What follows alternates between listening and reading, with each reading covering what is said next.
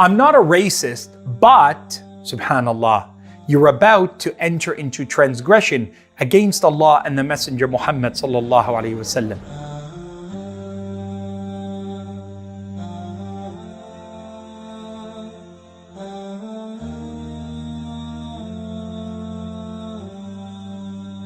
It's a sad reality that there are many Muslims, many Muslim communities, many Muslim ethnicities that are racially hostile towards others. Not just Muslims, but others in general. But even more despicable is that they have a racist attitude towards other Muslims who come from a different ethnicity, a different background, a different cultural experience, a different skin color. May Allah subhanahu wa ta'ala remove this jahiliyyah, this ignorance from the heart, which is a transgression against the ummah, the way of the Prophet ﷺ, and the dictates and the teachings that were sent to us in the Qur'an. Bilal radiallahu anhu is a person who is valued in our tradition and community today. But you can almost assume that there are some people and some families that if they did not know it was Bilal from a distance, they would look at him with a bit of putting him down, of not esteeming him at a social level equal to them on account of his beautiful dark colored skin,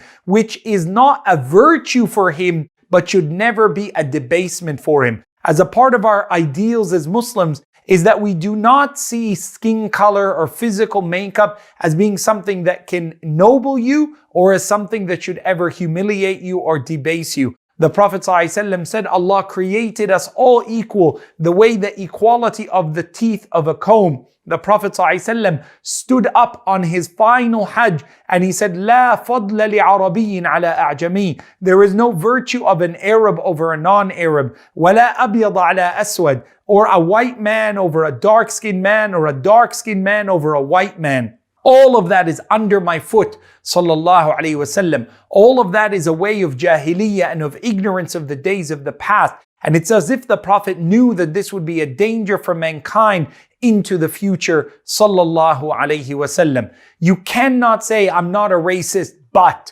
when you continue with but and you begin to look at other people's cultural experience, and if you define racism in its very simple terms, that you judge a person's physical features as being reason for their ethical and behavioral decisions. That you look at a person and say, by how they look, this is probably how they act, what they believe, and how they're going to be without knowing the individual at all. It is a prejudiced stereotyping that has no place in our hearts as Muslims towards Muslims or non-Muslims of any ethnicity, any racial color, any background, and any religious practice. May Allah subhanahu wa ta'ala remove the jahiliyyah that the Prophet ﷺ said, دَعُوهَا فَإِنَّهَا نَتِنَا.